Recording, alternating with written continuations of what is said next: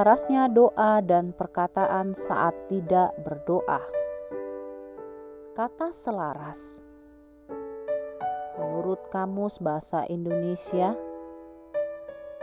diartikan serasi, sesuai, atau sepadanan. Kehidupan kita sebagai anak Tuhan haruslah selaras antara doa dan perkataan kita. Ada 3 hal yang akan kita perhatikan agar kehidupan doa dan perkataan kita selaras. Yang pertama kita akan lihat di dalam Filipi pasal yang kedua ayat yang ke-14.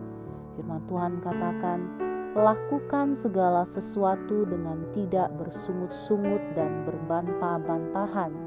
Dalam artian firman Tuhan mengajarkan kita untuk tidak bersungut-sungut, tetapi dalam segala sesuatu kita diajarkan untuk bersyukur.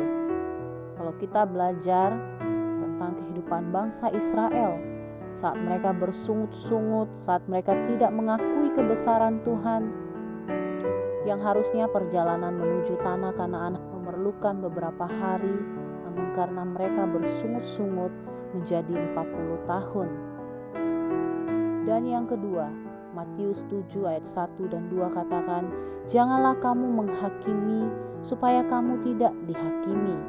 Karena dengan penghakiman yang kamu pakai untuk menghakimi, kamu akan dihakimi, dan ukuran yang kamu pakai untuk mengukur akan diukurkan kepadamu. Apabila ada orang di sekitar kita yang berbuat dosa, janganlah kita menghakimi. Yang perlu kita benci adalah dosanya, bukan orangnya. Kita tahu tindakan mereka salah, tetapi hanya Allah yang tahu kenapa mereka melakukan hal itu. Mungkin ada kekosongan, tetapi mereka memilih hal yang salah untuk mengisi kekosongan itu. Yang harus kita lakukan adalah mendoakan mereka.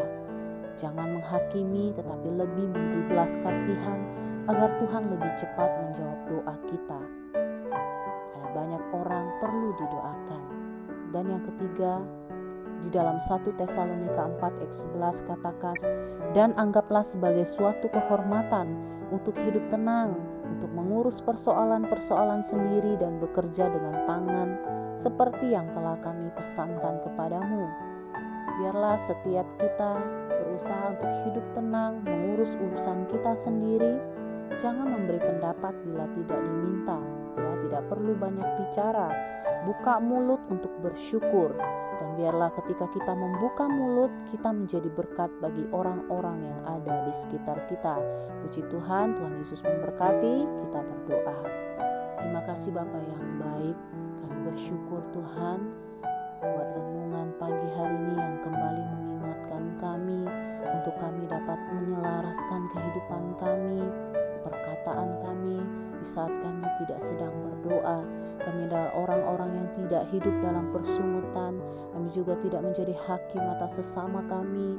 Dan Tuhan, kami juga mengurus persoalan kami dengan baik. Kami juga hidup dengan tenang, bahkan menjadi berkat buat sesama kami. Tuhan, tolong kami sepanjang hari ini.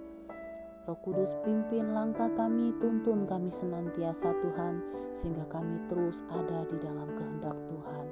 Terima kasih Bapa yang baik, terpujilah nama-Mu. Kami sudah berdoa dan mengucap syukur di dalam nama Tuhan Yesus Kristus. Haleluya. Amin.